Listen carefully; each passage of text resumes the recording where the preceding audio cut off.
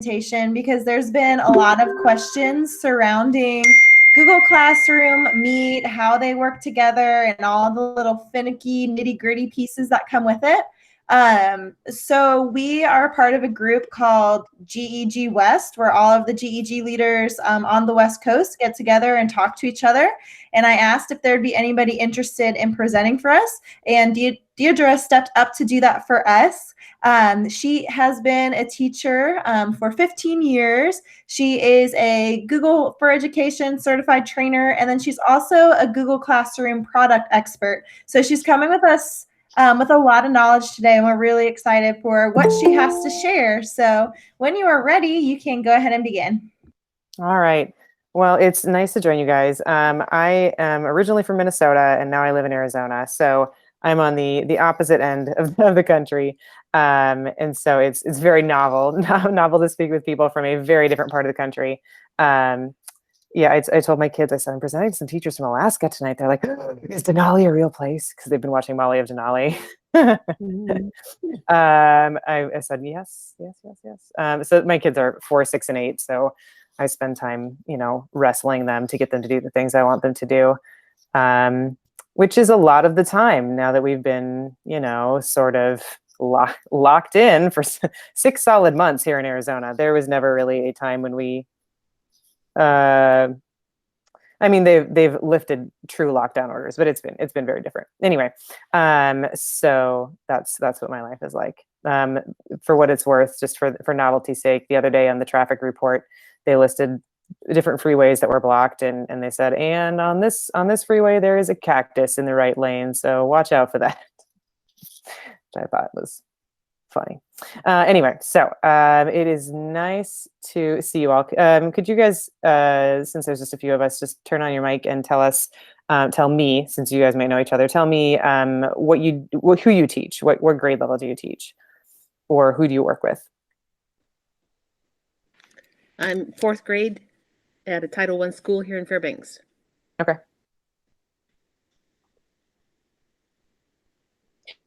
Andrew Washburn. I work for YKSD. I work at a village called Ruby on the Yukon River. I teach pre-K through 2nd grade.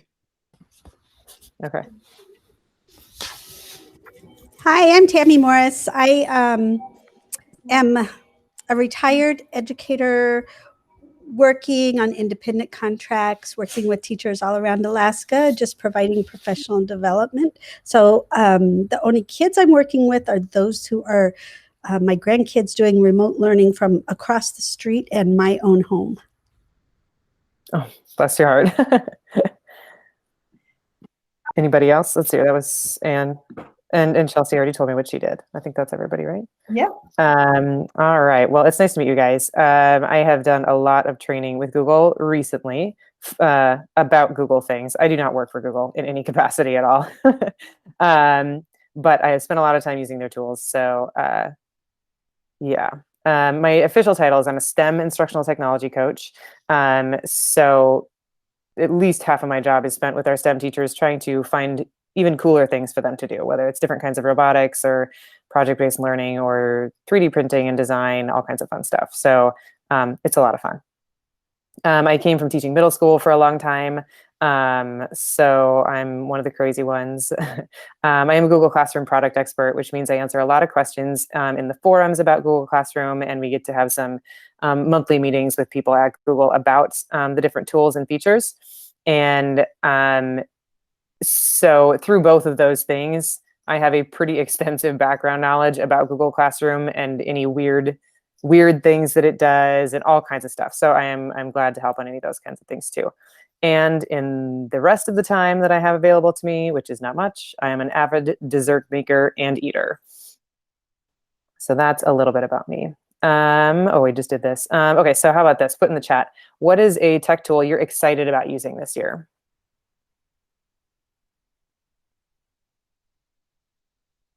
Oh, Wakelet. I'm just starting to love that one. Well, there's so much, and we've been thrown such a big curveball that right now, at the beginning, I was pretty overwhelmed with everything that was available, and I finally just had to focus on one thing, and I think I'm getting better at it, so I can start looking at other things. But there's so much available out there that I'd like to do, and this forum has introduced me to a lot of cool things. So just getting there to get it done. Yeah, yeah. And are all of you guys teaching? So you know, somebody said that they went back with kids today. Is anybody else who's in? Well, let's see who else. I guess the two ladies who said you're in the classroom. Are you teaching with kids in the classroom, or are you teaching distance learning? I'm distance. We had all of our kids in the classroom. So since I live in a village, we quarantine as soon as they come in the village when they leave and come back. So I have one student in quarantine right now. Okay.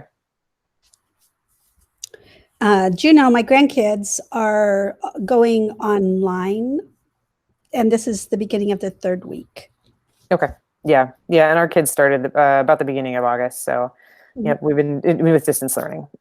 We just cleared a hurdle to finally make all of our, what do you call it? Some various metrics we've met so that we are falling into the moderate category now. So theoretically, they said some schools could start to do some face-to-face things, but we'll see how soon that happens. Yes, so I'm glad to help talk about some of the distance learning kinds of things. So somebody said they're excited about Wakelet, informal Google Meet, all good things. I love Flipgrid. That is, I think, such an awesome tool in general, but especially for right now. Yeah, I really like that for helping kids develop sort of a sense of community and a little bit more of the informal nature, and just talking with each other. I've sat in several middle school classes lately where all they do is chat. Like, I mean, if the teacher asks a question, they all put their answers in the chat. Even if they say, well, I'll call on you one at a time to unmute and answer, nobody will do that. They will only chat. So I like to use Flipgrid for that purpose, to get them to actually speak. Okay. So this link, I'm gonna put this in the chat. This is just a collection of resources. It's maybe, and this is a Wakelet link. It's maybe a dozen things about using Google Meet. It's got a couple links to a couple of different presentations I've done and just online other resources and stuff. So there we go. This is something I've learned recently, is that when I put in the HTTP before my bit.ly, then it makes a real link people can click on. And I did not learn that until, like, I don't know, 2 weeks ago. Okay, so some specifics about using Google Classroom and Google Meet together. So when you are using Google Meet, if you have an option, use it with Google Classroom. That's going to be the most secure way to do it. If you're not using Google Classroom, you can go to meet.google.com. And when you create a session that way, you just want to make sure you give it a nickname. Doing that just enables a couple of security features about how kids can and can't join the link. So it is important to give it a nickname. If you're using Google Classroom, there's just going to be a button that says Generate Meet Link. So you just click that, and that will create a link for you. And then I would just generally make it invisible to students until right before class starts, because one of the features of Google Classroom, which is maybe a non-feature, is that if whoever joins the Meet first is the person who is going to get who's going to be officially in charge of the meeting, such that they can mute people, they can kick people out of the meeting, and if it's recorded, it will go to their drive. So you do not want the kids to be first. So yeah, so there is an option to make that link invisible in the Google Classroom settings, and that's what you'd want to do. So please stop anytime and ask questions or put them in the chat. I'm happy to answer those. I don't generally love leaving questions to the end because then they're after the fact and out of context. So I'm happy to stop and answer questions. And Chelsea, whenever my time is up, just tell me. Okay, so this is what it would look like if you're going into the settings in Google Classroom. This is what it looks like in Meet. So as a teacher, you will always be able to see your Google Classroom, your Meet link in Google Classroom, but you can hide it from students. So if it's got this little icon on it, that tells you that that the kids can't see it. You can see it, but the kids can't. And then from the settings is also where you can, there's a little, this drop down here will let you reset the link if you want to change the meeting link. So that is how that works. Any questions so far? This is a lot of this is just ticky-tacky stuff, but it's important. So any questions so far? You can just unmute if you have questions or put them in the chat. All right, I'm going to keep going. Okay, so this is sort of the general overall recommended workflow for the most secure way of doing a Google Classroom or Google Meet session via Google Classroom. So you're starting with the link invisible to students in the header. So you can see it, but the kids can't. You want to join the session first, the Meet session. So you click the link, then you're going to go back into your Google Classroom and make that link visible to students right before the Meet starts. So then they can click the link. They'll join it, you'll do your whole session. And then you want to, whenever you're done, you need everybody to leave the meeting so that you are the last one out. So the easiest way to remember that is just thinking about it like a literal classroom. The teacher should always be the first person in the classroom and the last person out. So you can remove kids from the meeting. And then when you close that meeting, then you want to go back and make the link invisible to students again, so they can't join that meeting and be there without you. Now for littles, this is really probably not an issue. I don't think they're generally going to be, hanging around in your Google Meet session without you all hours of the night. So it's up to you whether or not you think this is critical in terms of making that link invisible to students. But so just be aware that is the rationale for using this kind of a workflow. If you don't feel like that's going to be an issue with your kids, don't worry about it. But just know that is to guarantee it is secure as possible. That's the best way to do it. So once you have exited the session, then you're going to make that link invisible to students. And if you really, really, really want to make it extra secure, you can reset the link every night after class so they can't go back in. So that is sort of checking all the boxes to make sure that you have done everything you can to make it as secure as possible. And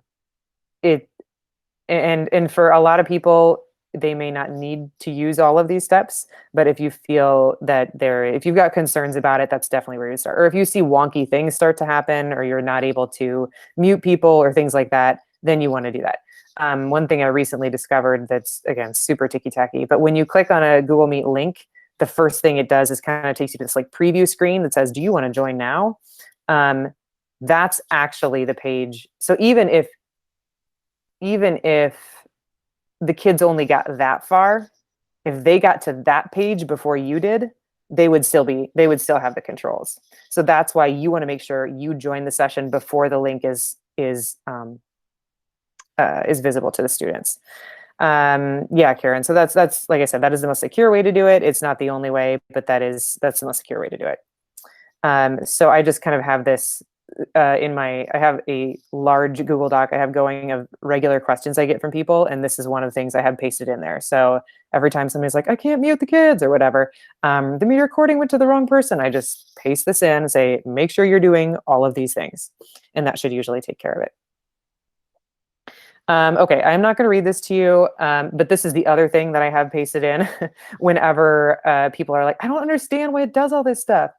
This explains a lot about how the Meet link works in Google Classroom, which is a little bit, I don't know what the word is for it, but it just explains a little bit about how when you click that link in Google Classroom, it sends you into a Meet link, but it's a different link for that meeting, and there's a reason for that. So I'm gonna put that in there. You should go back and read it at some point if you have questions about it, or if you don't understand why something's working the way it is. Really the only issue we sometimes run into is when people try to copy and paste the link of the meeting they're in, and they should be clicking the link in Google Classroom. So this explains a little bit about that stuff. So I'm not going to read it all, but it's there if you need it. Okay, so there are a bunch of updates that are coming out for Google Meet right now in September and October. So I wish I could demo them for you, but I don't have access to them yet. So it is in process, and depending on what kind of a district you work in, you will see those rolling out in a variety of options. And I just actually had to check right now. I was like, did I get them yet? Did I get them yet? I do this like all day. Did I get the new features yet? So the main thing that a lot of teachers are going to be really excited about who are using this on a day-to-day basis with their kids is that there will be a grid view option, a larger grid view option for up to 49 kids. So that is one of the things that's coming. There is an option. There's a mute all button that's coming. Right now, what's rolling out is a way for the moderator to turn off the chat completely, and to control who can screen share. Those ones are rolling out as we speak. So that is forthcoming. I'm just trying to think of any other major highlights. And depending on if you have an enterprise, if your school district has an enterprise account or not, there's some extra features that are coming as well. But yeah, so that link is a really good one to give you a pretty good sense of a lot of the things that are coming out. So that is coming. I should say, as long as we're talking about Meet, one thing that has already rolled out and should be complete is if you remove a kid from a meeting, for example, and this is meant as a security feature for kids who might be disrupting a session, and they keep coming in and they keep disrupting, and you remove them and they keep coming back in and they keep disrupting, you remove them again. This is meant to alleviate that situation. And it does that very well, because if you remove a student, they can't get back in. That's the end of the story, which is great for that particular circumstance. But we often have examples of times where the way our schedules are set up is that our teachers basically stay in their Meet session the whole day. And they will remove students occasionally to go to a special area class, to go into their music class or whatever, or to go to lunch or a break or something like that, just to get kids out of the Meet so they go take an actual break, things like that. And if you remove a student that way, then when they try to get back in, they won't be able to get back in. So what needs to happen is there is if you click on the people list right now in Google Meet, well, yeah, you probably don't see this, but when you are leading in the session, there is a button at the top of the people list that says add people. That is basically inviting people to that session. It sends them an email. They just have to click the link in the email. But especially for our littles, they're not going to do that. So luckily, that is not the only way to do it. So you still have to click add people and type in their name. But once you do that, it'll send the email. But they can just go back to their Google Classroom and click the link again, and then it will have reset that so that they're able to rejoin. It will still look like the same link, but something in the system has changed, so it knows they are able to rejoin. So that is something that we have run into lately, has been a challenge, is if you as a teacher remove them, you just need to click add people and type in their name again, and then they can go back and click that Google Classroom link. So just teach them that if they can't get back in, to wait. They can send you an email, they can send you a message in some way if they want, but they just need to wait for a couple minutes until you are able to add them back in. So that's, again, a little detail, a nuts and bolts kind of detail, but it really matters when those kids can't get into the meeting. So, all right. Okay, so these are the moderator controls right now. Like I said, there is a whole list that's coming soon. So that is coming soon, but these are our options right now. So you can pin a student if you want, which just makes it so that they're the only one on the screen. So you can pin anybody on the list. So if there is somebody you need eyeballs on at all times, you can do that. Then you have the option to mute somebody, so you can mute individual students as needed. So you don't have to depend on your poor little kindergarten babies to mute themselves. You can do it for them. And you can remove a student from the meeting, like we talked about. Oh yeah, that's right. So there's a little note about that in case you forget, it's there. Okay, so just a couple of like best practices kinds of things. Part of my job is observing teachers and being in their classrooms and helping out. And so as I've started to do that now this year, I have seen a lot of teachers who previously in their face-to-face classrooms had just excellent rapport with their students, still do. that translates. Like that personality piece does not get lost. It's different, but you can still tell they're still really good at just connecting with their kids. But I've also seen some who are just happy for that mute all button, and they just talk and talk and talk and talk and talk. And they have the chat off, or they're instructed students you are not to chat. And so it's just, it's just a little pedestal for the teacher. So just always make sure that you are giving kids a chance to participate in some fashion or another, however you choose to, but don't just talk at them for 45 minutes. Even if they're big kids, that's still not good teaching. And that is what I've said over and over and over again, is just don't forget what good teaching looks like, because a lot of those same characteristics still translate. They may not be implemented in quite the same way, but it's still the same premises. So call in individual kids, if they want to talk that way. You can use the old popsicle stick method, or there's a million digital randomizer options out there. One of my favorites for a lot of things is classroomscreen.com, and it's got lots of great features. But so there's lots of ways to do that, but just encourage everyone to engage in some way or another with the class. So that they're there. Our kids are supposed to have their cameras on the whole time, especially in middle school. That is very infrequent at best. So try to get them participating in the class as much as possible in some way or another, even if their camera isn't on. If they're chatting, then, or if they're participating in the chat, then they're there.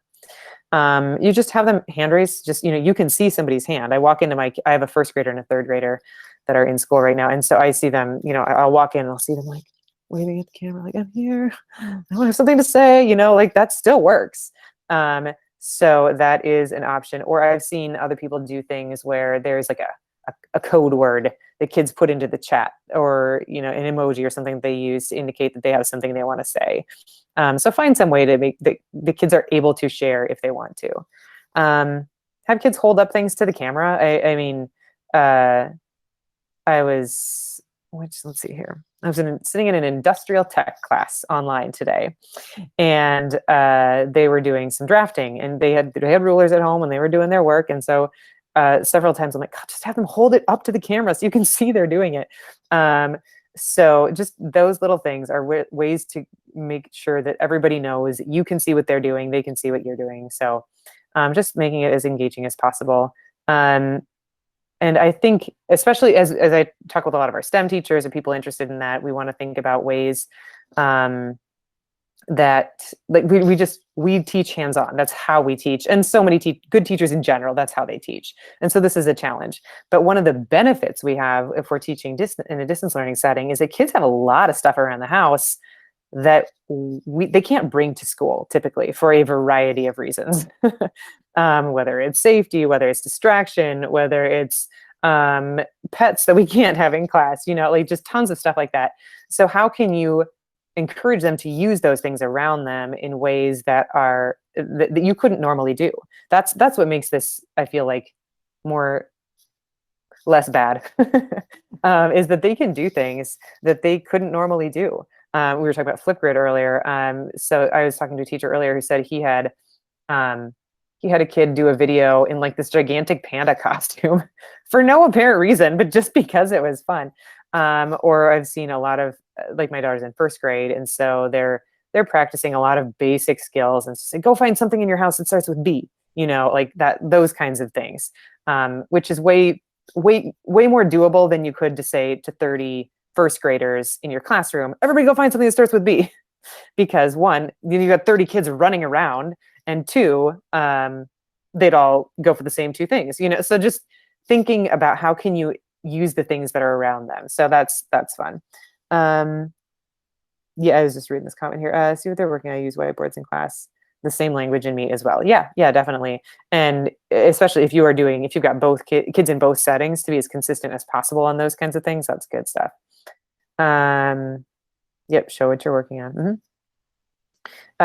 Okay, so another best practice is just to make whatever you're doing interactive. And that's sort of what I was just talking about too. But yes, they're even asking to use the restroom. And so those are good things. Like, do you want them to do that, or is it not important in this instance? Like thinking about what my daughter's class, they have to ask. My son's class, they can go whenever they want, you know. So it just, there's so many things that are different, and I hope we are using those things to our benefit as much as possible.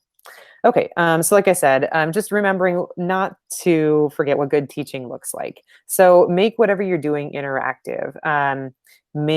So if you've used Pear Deck or Nearpod before, those are both things that layer on top of slides in some way or another, so that it's a slide where there's a multiple choice question they have to click on, or there's something they can draw on, or there's something they can move around. Things like that can make, especially slides, can make much more interesting.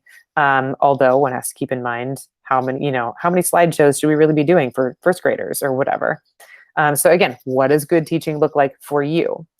Having them draw things, like, since we can't, there's just a lot, we don't have like a worksheet in front of them that has illustrations on it that can be helping about, like, drawing things as much as possible. That's a great way to engage them in what they're doing, you know. Yeah, my kids today was their virtual spirit week. And so it was superhero day. And so their art teacher had them drawing superheroes, or they had to draw something about or write a sentence about their superhero, or, you know, just they've got paper next to them and they're using it all the time for lots of different things. They're holding it up. They're, you know, they're drawing their number bonds, all the things. So that just makes it a much more physical, engaging experience. Generally trying to find activities that involve everyone rather than only 3 people get to answer a question. Like I said, in the next question, like Kahoot is a great one, or quizzes, if you've ever used that, are great to get everybody involved, because everybody needs to answer, basically. A lot of scavenger hunts. I don't know if you guys have used those at all, but my kids have been loving those, and every teacher I know has been loving those.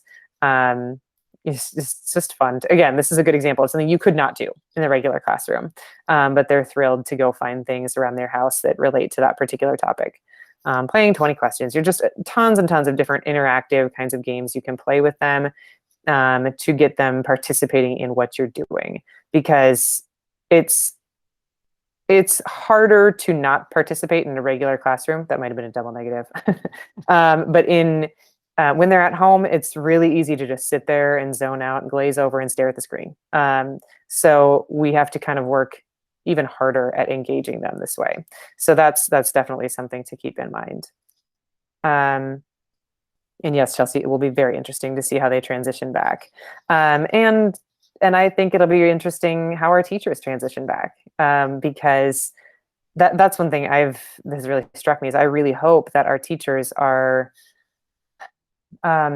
taking things away from this experience that they can take back to the classroom, because all of the cool tools that I have been teaching about lately are all things that have existed for several years for the most part, and I have been encouraging people to use in their regular classrooms for a long time. So all of these things can be taken back to a regular classroom. So I'm really hoping that this will really reset some things, I hope. Because we can't do worksheets as easy. We're having to be more creative about how we're doing things. So I hope some of those things transfer back into the regular classroom. Okay, so that's all I have. Chelsea, I will turn it back to you unless anybody has questions. Yeah, and if you have questions, you can put it in the chat. I just want to say thank you for joining us today, because the people on this group have been consistent and coming to all of the meetings so far. So we interpret the information one way, and it's cool to see you presenting the same information, but you're bringing in a new piece that we maybe haven't thought of, all the way from Arizona. So that is really cool, and thank you for that. The only thing I have is the feedback form is in the chat. If you guys can fill that out, please do. Otherwise, we have our next session next week with Tammy, and then the following week we are officially launching GEG Alaska, so hope you guys join us for that. It is 8 o'clock. If you guys have questions, Deirdre, if you wouldn't mind staying on to answer them, but otherwise I hope everyone has a great night. Thanks for coming. Yeah, definitely. And I'll put my email address if anybody has any questions. You're welcome to